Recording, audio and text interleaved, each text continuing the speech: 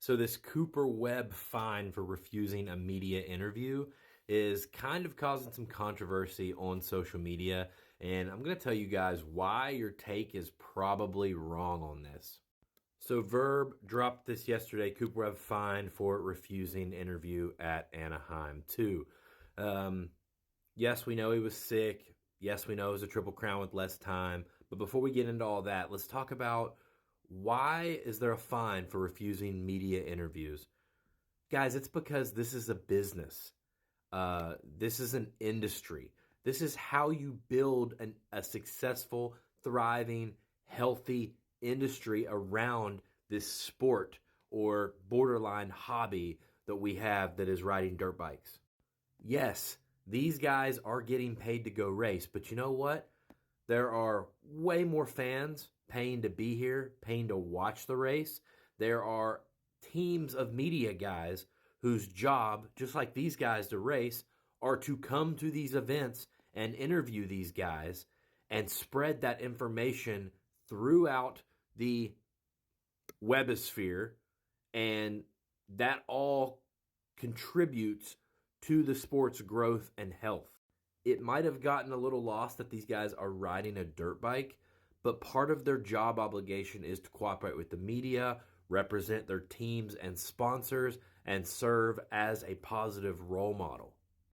And these guys aren't forced to answer any questions they want to, but every interview they do contributes back to the industry that we all love, and honestly, that us as fans even make possible in the first place.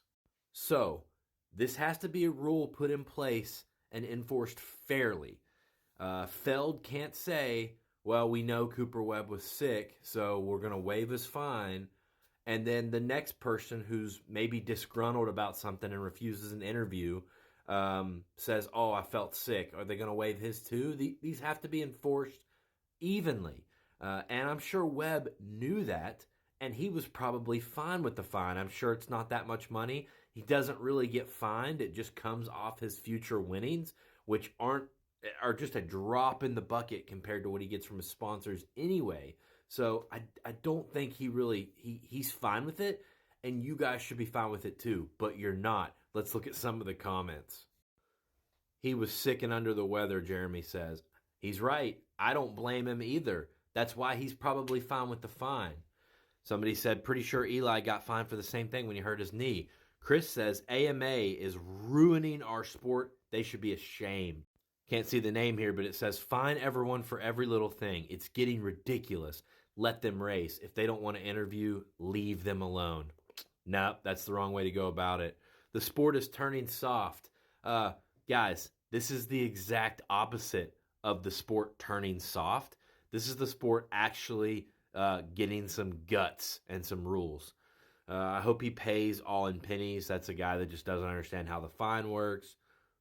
I'm not a huge Coop fan, but he was clearly sick. I don't blame him. It's rude whoever is not waiving. Okay, they're being rude by not enforcing their rules. Okay.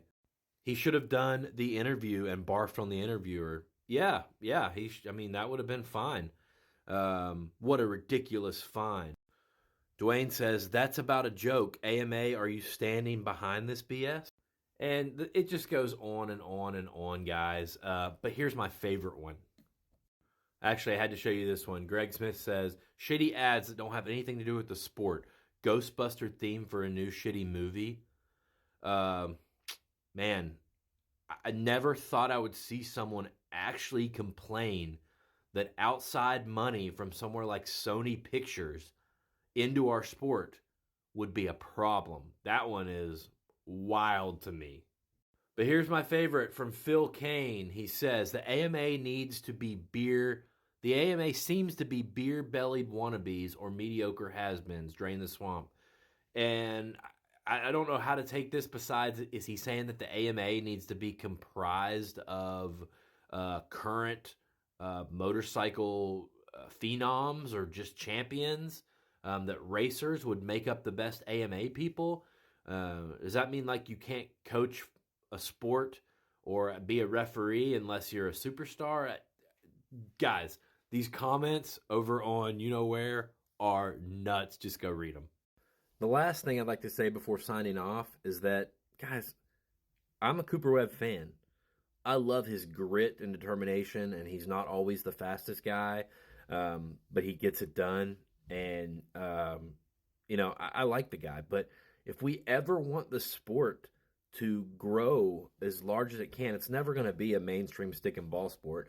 But if we want it to be considered a little more seriously, then we have to act like it. And the fans of this sport have to demand that we do things like report injuries, and have some transparency. It can't all be a secret good old boys club, man. And I'm not sure if everybody will ever wake up to that or not, but I hope they do.